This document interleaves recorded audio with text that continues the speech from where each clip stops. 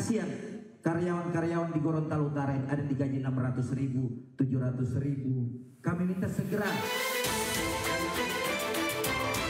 Deninda Khairunisa, seorang anggota DPRD Kabupaten Gorontalo Utara, Gorontalo, menunjukkan gestur diduga mencibir pendemo saat menyampaikan aspirasi di depan kantor DPRD pada Senin kemarin. Ia tersenyum sinis dan memanyunkan bibir ketika salah satu orator tengah berpidato menyuarakan tuntutan rakyat. Aksinya itu dinilai publik tidak menghormati masa aksi. Bahkan ekspresi Deninda memicu kecaman dari warganet usai video tersebut viral di media sosial. Menanggapi aksinya yang viral, Deninda membantah tudingan mengejek hingga meremehkan pengunjuk rasa. Ia menyayangkan video itu dipelintir sehingga menimbulkan kesalahpahaman di masyarakat dan memohon maaf kepada publik.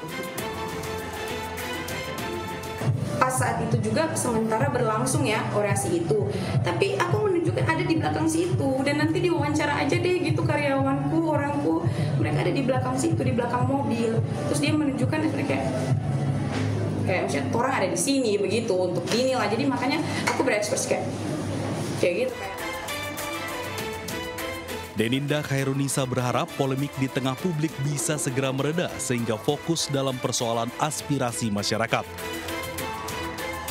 Dari Gorontalo, Nur Faizila Hasan, iNews melaporkan.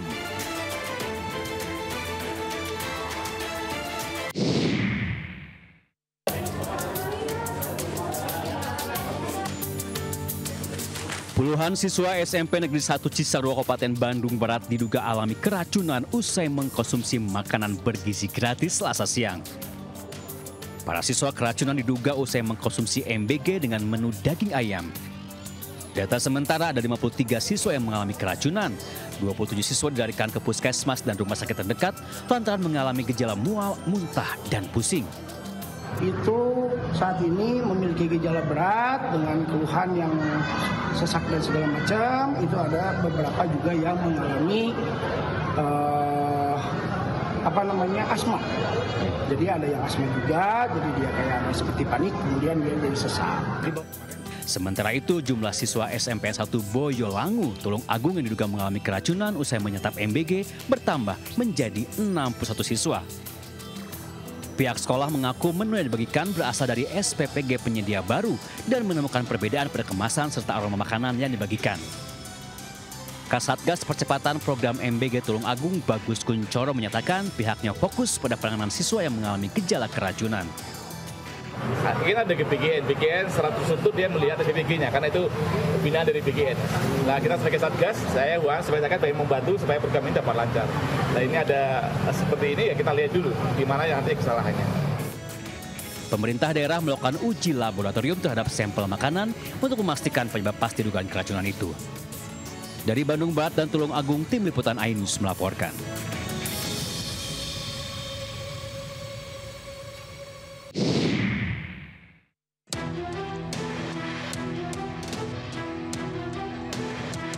Seorang ibu hamil yang hendak melahirkan terpaksa ditandu dengan berjalan kaki sejauh 7 km di desa Bontosomba, Kecamatan Tompo Bulu, Kabupaten Maros, Sulawesi Selatan.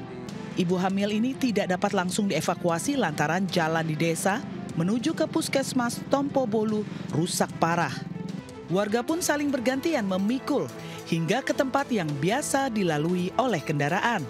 Menandu warga yang hendak bersalin maupun warga yang sakit untuk mendapatkan perawatan medis di puskesmas sudah beberapa kali terjadi. Bahkan buruknya jalan di wilayah itu sudah puluhan tahun terjadi dan belum tersentuh oleh pembangunan kabupaten. Karena jarak dengan medannya yang cukup berat, makanya kami tiba kurang lebih jam 10 lewat dan kami langsung menjemput. Namun kami terkendala di jalan dengan jalan yang begitu ekstrim, dengan mobil juga yang tidak ada tempat untuk berbaring, di mana pasien kesakitan di jalan. Untuk kembali pulang ke rumahnya, ibu yang telah melahirkan ini harus berjalan kaki sejauh 7 km dengan menggendong bayinya yang baru saja dilahirkan.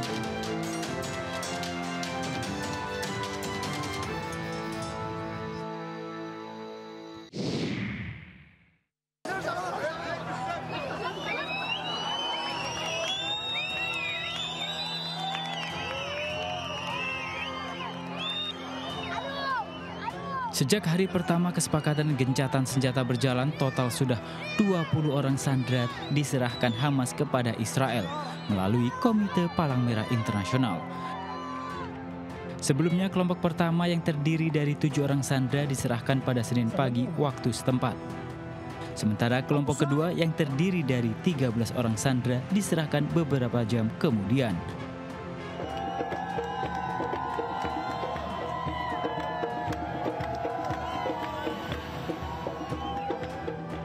Usai dibebaskan Hamas, para sandera dijemput oleh tentara Israel. Terlihat iring-iringan kendaraan militer yang membawa sandera disambut oleh para kerabat.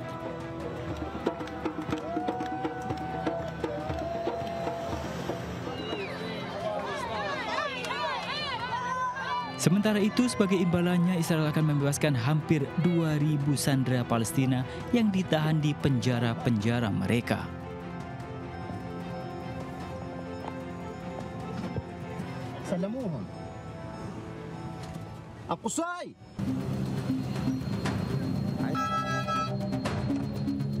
Pengendara sepeda motor tergeletak di tengah jalan usai terlibat kecelakaan dengan bus di Jalan Raya Juanda, Kota Bogor.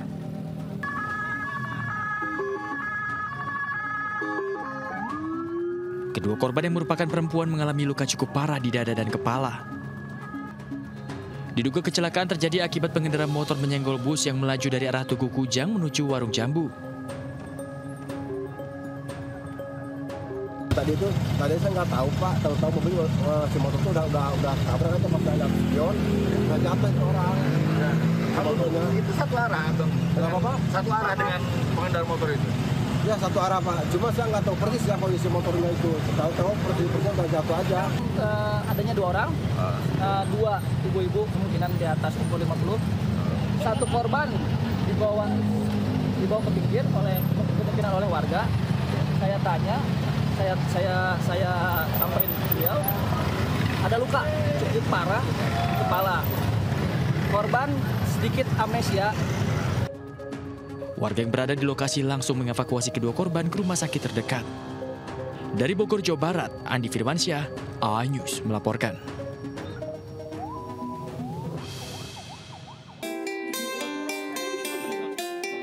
Ratusan mahasiswa baru dari MNC University sangat antusias mengikuti kuliah umum perdana yang menghadirkan co-CEO MNC Group yang juga CEO iNews Media Group Angela Tanusudibyo sebagai pembicara. Pada kuliah umum dalam rangka pengenalan kehidupan kampus bagi mahasiswa baru tahun akademik 2025-2026 ini, Angela menekankan pentingnya mahasiswa memiliki 5 keterampilan non-teknis atau soft skill untuk menghadapi berbagai tantangan zaman. Skill is very important dan harus diterapkan sedini mungkin. Bagaimana kita punya critical thinking, bagaimana kita bisa punya karakter yang mudah untuk beradaptasi, bergaul dengan segala lingkungan, ya kan? Bagaimana kita juga punya leadership yang fokus kepada purpose, ya kan? Dan bagaimana di era digital ini kita memiliki empathy. Kuliah umum MNC University juga bertujuan untuk memberikan pengembangan intelektual, inovasi terhadap bangsa, berperan aktif terhadap masyarakat, serta bela negara dalam menjaga persatuan dan nilai kebangsaan. Tentunya adalah berani berbuat atau memberikan aksi nyata, apapun bentuknya, sekecil apapun, itu dia harus berani. Jadi selama dia bisa mengerjakan yang kecil terus disampaikan, ditularkan, itulah bela negara yang paling efektif. Siswa, terutama yang generasi muda saat ini, harus siap dengan cepat menghadapi perubahan yang sangat cepat. Harus agile, harus adaptif, dan harus cinta bangsa. Dan siap berbakti buat negara. Kemampuan beradaptasi sangat penting dimiliki oleh para generasi muda, mengingat pesatnya perubahan zaman dan perkembangan teknologi, termasuk penggunaan kecerdasan buatan dalam proses kerja di berbagai negara. Tim Liputan iNews melaporkan.